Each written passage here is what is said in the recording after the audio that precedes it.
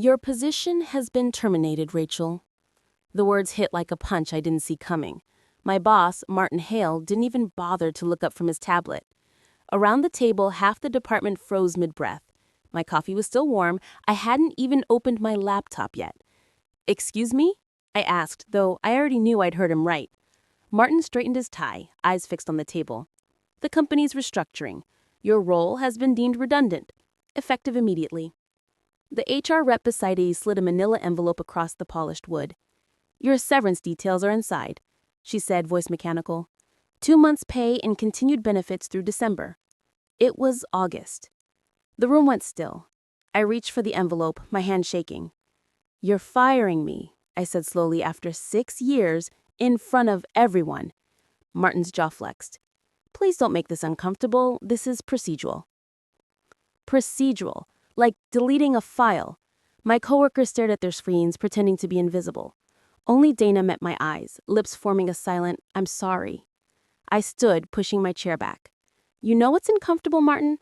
Spending years fixing problems you caused, only to be thrown out because you don't understand what I do." His voice stayed flat. "Security will escort you to collect your things." Of course they would. 20 minutes later, I was at my cubicle, sliding framed photos and dead succulents into a cardboard box.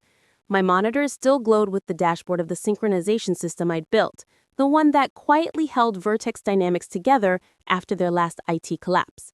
The security guard, Luis, shifted awkwardly nearby. "For what it's worth, this doesn't seem right." I gave him a half smile. Story of my life.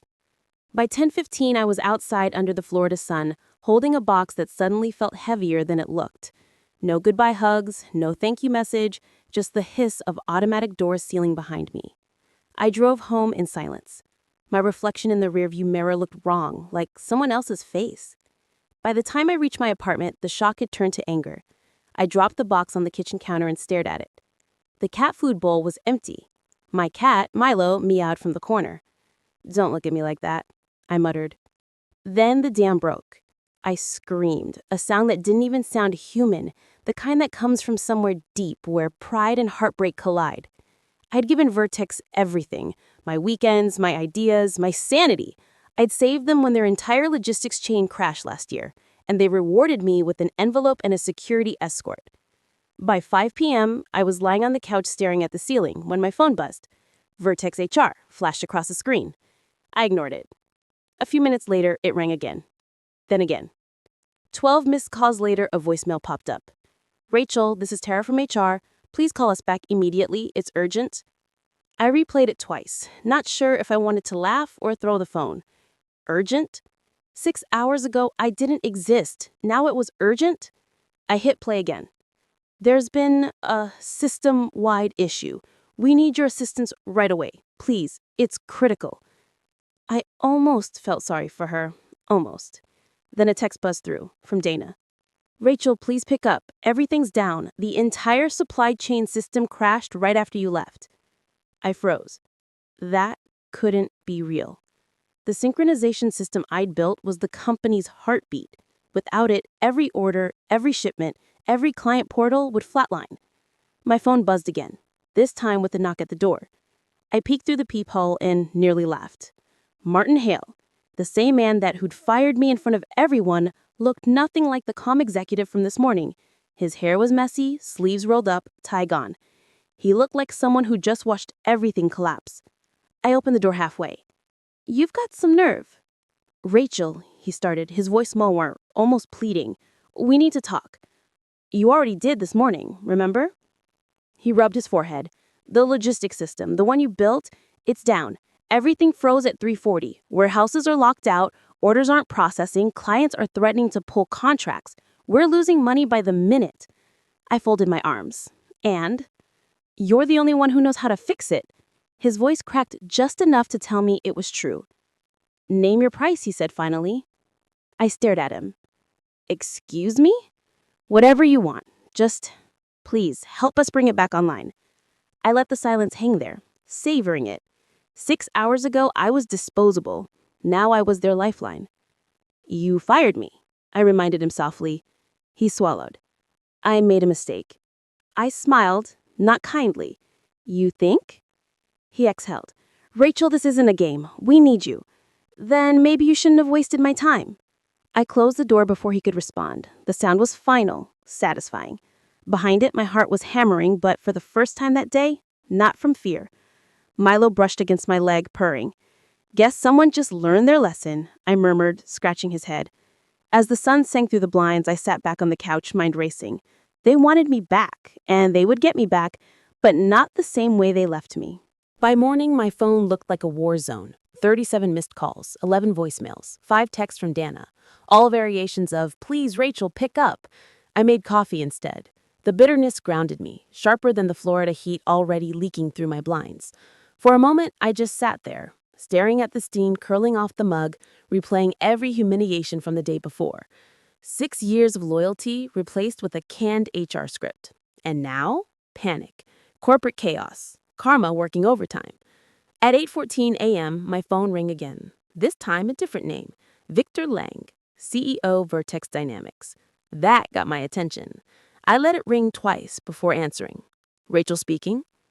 His voice came through tight, controlled, but cracking underneath. Rachel, I was told you're the developer behind the synchronization infrastructure. We're experiencing a total failure across our logistics platform. I took a slow sip of coffee. You mean the one your COO decided to eliminate yesterday? He hesitated. Yes, that one. And why are you calling me? I asked, keeping my tone even. Because every warehouse, client, and shipment we have is locked in the digital freeze. Our backup teams can't even access the code. It's like it's encrypted. I smiled to myself. It wasn't encrypted, it was protected from incompetence. Maybe it's looking for the wrong credentials, or maybe it's missing the one person who actually knew how it worked. He sighed. Rachel, this isn't the time for pride. We need your help. You should have thought about that before firing me over a coffee cup, I said flatly. That was Martin Hale's decision, not mine. And trust me, it's one I'm already regretting. I leaned back in my chair.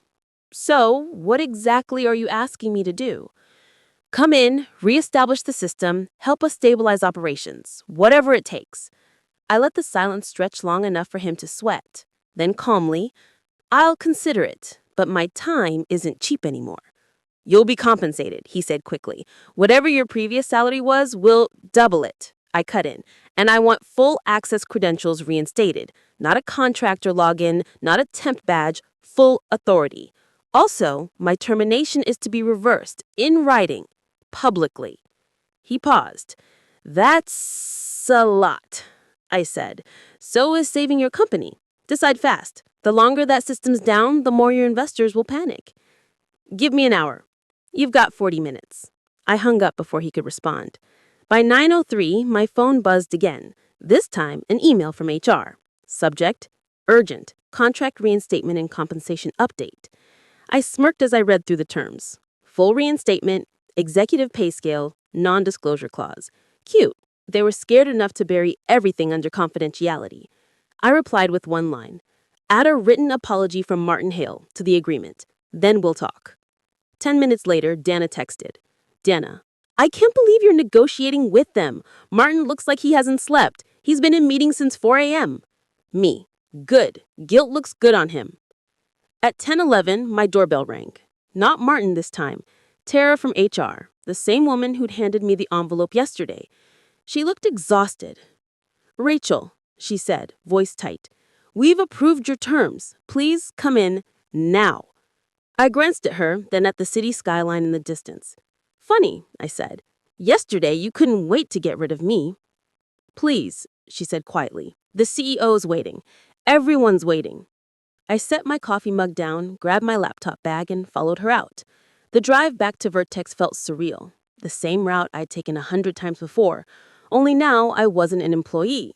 I was the storm they'd created. As the elevator climbed to the 26th floor, Tara kept glancing at me like I was carrying a live bomb. In a way, I was.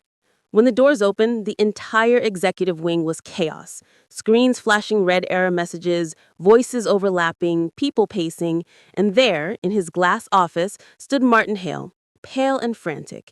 He turned as I walked in, eyes wide. Rachel, thank God. That's a first, I said. Victor Lang stood beside him, tall and sharp in a navy suit that probably cost more than my car. He stepped forward. Miss Lawson, thank you for coming. We've approved everything you asked for. Good. Then I'll need immediate access to the main server and the staging environment. Also, I'll work alone. Martin frowned. That's not protocol. Neither was firing me mid-meeting. Now get me a terminal. He shut his mouth. I sat then at the main console, fingers moving fast across the keyboard. Within seconds, the familiar interface lit up. My code, my system, still intact, just waiting for me. You built all this yourself? Victor asked. Every line, I said. You'd think someone would have realized that before deleting my position. The code responded like an old friend. I typed a few commands, reconnected the core nodes, and watched as the network slowly pulsed back to life. Status bars turned green one by one. Around me, the room went silent. I said, We're live. Martin exhaled loudly, relief flooding his face. Rachel, Don't, I said, not looking up. Save it for your apology letter. Victor watched me for a long moment. You just saved us millions again, he said. I know. I logged out, stood, and grabbed my bag. You have your system, I have my terms. We're done. As I turned to leave, Martin stepped forward. Rachel, please, You should have thought about that before humiliating me in front of everyone. Now you'll apologize the same way. His mouth opened, then closed. Victor folded his arms. Make it public, Martin. She's earned that. As the elevator doors closed behind me, I caught my reflection in the steel. Calm, composed, untouchable. I'd walked out broken yesterday. Now I was walking out with power. But this wasn't over. Not yet. Because if there's one thing I'd learned, it's that people like Martin never change. They just wait until they think you've forgiven them, and then they strike again. So I'd be ready. This time, on my terms.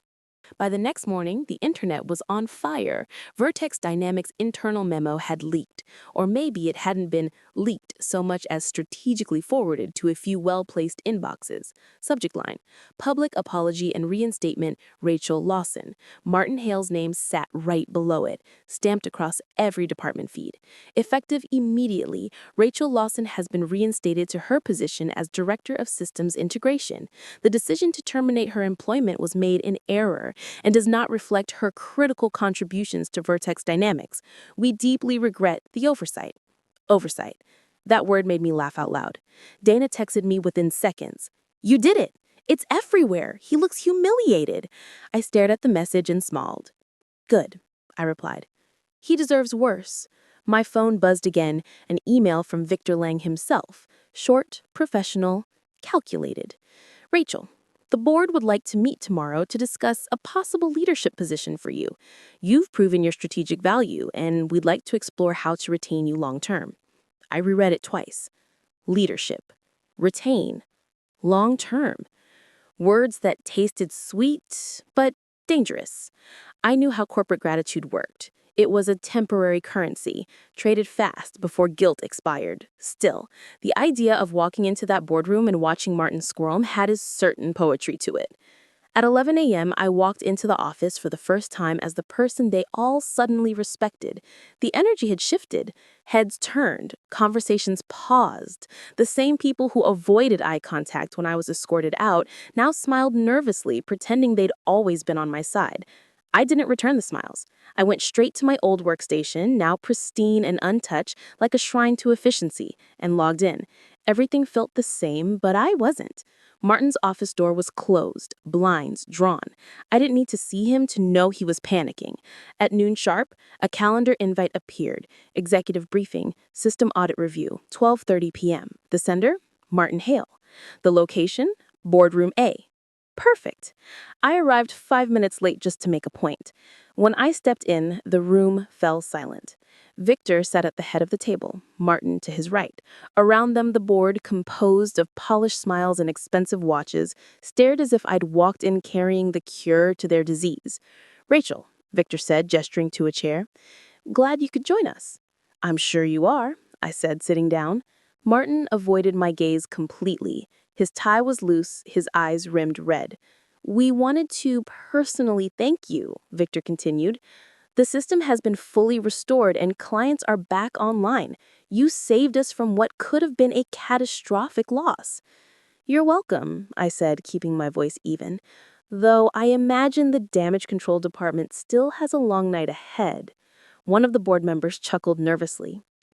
We'd like to ensure this doesn't happen again, which is why we're offering you the position of Chief Technology Officer. The words landed like a spark on dry tinder. Martin's head jerked up. What? Victor ignored him. Effective immediately, you'd report directly to me. Oversight of all operations. Salary package to be finalized, but significantly higher than your current rate. I leaned back, pretending to think, though the answer was already clear. That depends. On what conditions? I said, turning to Martin. 1, he's out. I don't report to the man who tried to erase me. The room went still. Martin's face drained of color. You can't. I can, I said calmly, and I just did. Victor studied me for a long, tense moment, then nodded. Agreed. Victor, Martin started, but Victor raised a hand. You made a costly mistake, Martin. It nearly took the company down. Rachel just brought it back up. You're relieved of duty, effective immediately. The irony was almost too poetic to process. 6 years of loyalty erased in a single sentence, and now the same sentence had turned back on its creator. Martin's mouth opened, then closed again, words dying before they formed. He looked at me, not with anger, but disbelief. You planned this, he whispered. I smiled slightly. No, Martin, you did. He pushed back his chair and left the room without another word. The silence that followed was heavy, but clean. Victor broke it first. Congratulations, CTO Lawson. Let's discuss the transition. The meeting ended with handshakes and polite smiles, but as soon as the door closed behind me, I let out a long, steady breath. I should have felt triumphant, and I did, partly, but underneath the satisfaction was something colder, sharper, a question. Why now? Why so fast? I replayed Victor's tone, the way he'd said retain in leadership. It wasn't flattery. It was strategy. Vertex didn't do anything without a reason. The system crash had exposed a weakness, one they couldn't afford to happen again. Maybe they didn't want me back because they valued me. Maybe they wanted to keep me close because they were afraid. Either way, that was fine. Fear was leverage.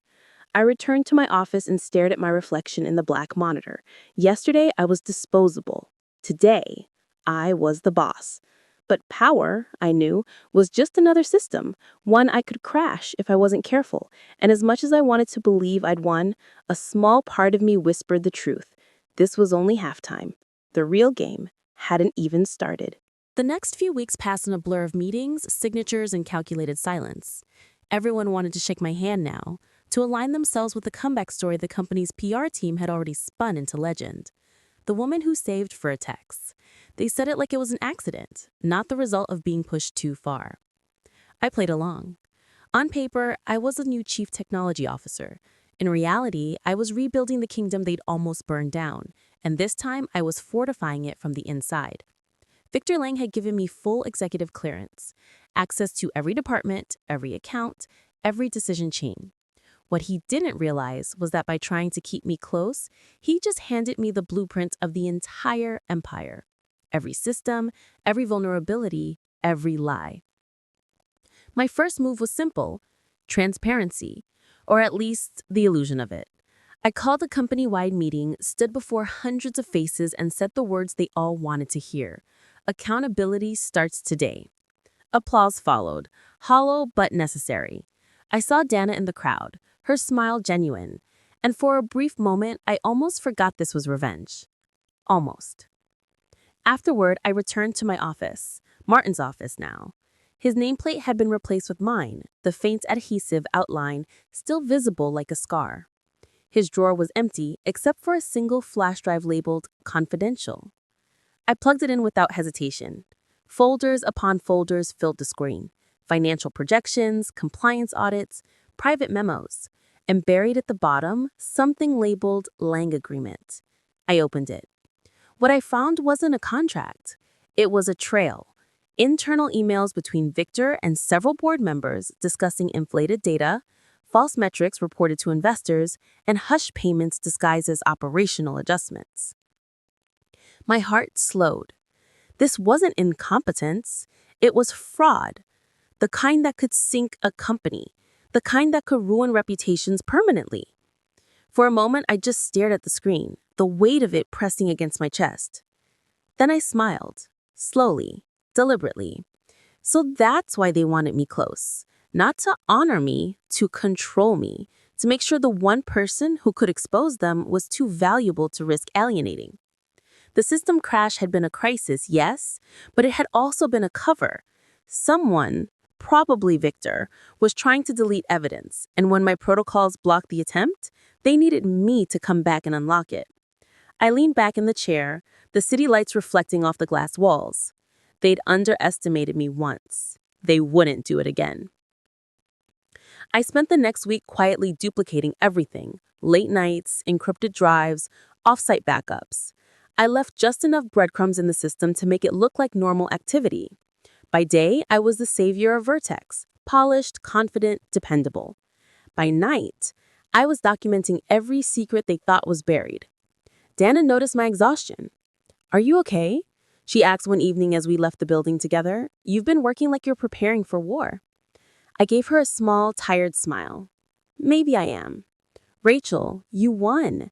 You're at the top now. What more do you want?" she asked softly. "To make sure it never happens again." It wasn't entirely a lie. The following Monday, Victor called me into his office. "You've been doing excellent work," he said, clasping his hands. "The board's impressed, but we need to ensure stability. Investors are nervous." "Because of Martin?" I asked. He hesitated. "Among other things, we just need reassurance that the system's integrity is intact. Full transparency, internal audit access." "You mean you want to see my code?" "All of it." His smile didn't reach his eyes. "Just a precaution." I met his gaze evenly. "No one touches my system but me." For a moment, his expression hardened, then softened again. "Of course," he said. "I trust you, Rachel." I smiled back, knowing it was a lie. His and mine both. That night, I sat in my office long after everyone else had gone home, staring at the city skyline, the hum of the servers beneath me like a heartbeat. I thought about the version of me who'd stood here months ago, terrified and powerless. That woman was gone, replaced by someone who understood that justice in the corporate world wasn't given, it was engineered. I pulled up the encrypted drive and began assembling the file that would end Victor Lang's empire. A quiet insurance policy, a single folder that contains every sin Vertex Dynamics had tried to bury. I labeled it Project Dawn, and when the system prompted for a password, I typed the words that had started it all. Effective immediately. The night before the annual shareholders meeting, the city was cloaked in rain. Thunder rolled like a warning as I sat in my office, lights dimmed, laptop glowing with a culmination of months of quiet vengeance. Project Dawn was ready. Every file, every falsified report, every email that tied Victor Lang and his inner circle to fraud was compiled, encrypted, and backed up across 3 different servers. At 9 a.m. sharp, the entire board and press would receive the truth simultaneously. I wasn't nervous. I was steady, calm in a way only someone who has nothing left to lose can be. I thought about what Martin had said that day in HR, how my position no longer existed. Maybe he'd been right.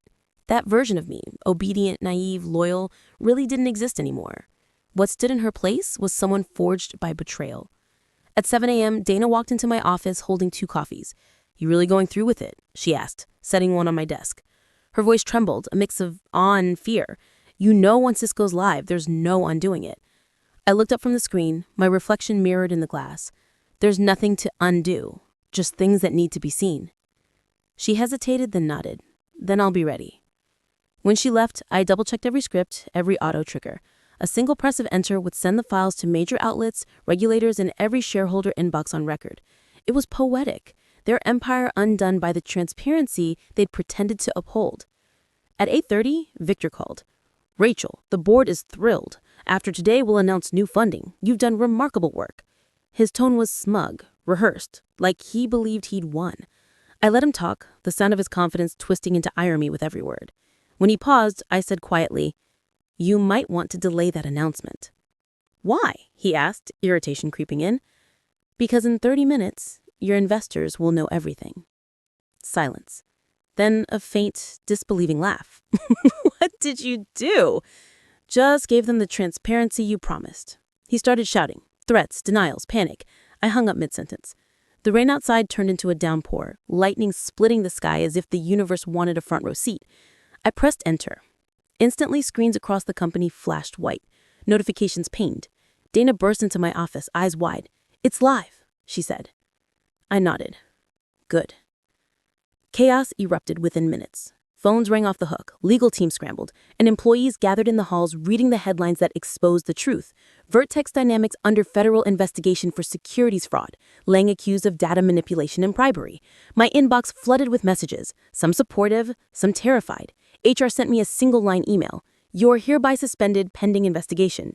I laughed. Too late. Within hours, Victor Lang resigned. The board held an emergency session, desperate to salvage what was left. And me? I walked out of the building for the last time, the rain soaking my hair, the city buzzing with the sound of scandal. Reporters waited outside, cameras flashed. I didn't stop. I just kept walking. By the time I reached my car, my phone buzzed again. An unknown number. I answered. Rachel Thompson? This is Agent Cole from the SEC. We'd like to discuss the documents you released. I smiled faintly. I was wondering when you'd call. You understand the magnitude of what you've done. Completely. It was the only way to make it right. He paused. You're aware this could bring the entire company down. Then let it fall. It was built on lies anyway. Weeks later, headlines still swirled. Vertex Dynamics filed for restructuring, Victor Lang faced charges, and employees who once ignored me were suddenly praising my courage online. Dana sent me one final text. They're calling you the whistleblower of the year. I replied, not a whistleblower, just someone who stopped pretending. Standing on my apartment balcony, watching the city lights flicker below, I finally felt peace. Not triumph, not vindication, just quiet release. Sometimes justice doesn't come with applause or closure. Sometimes it comes in the form of a single keystroke that changes everything.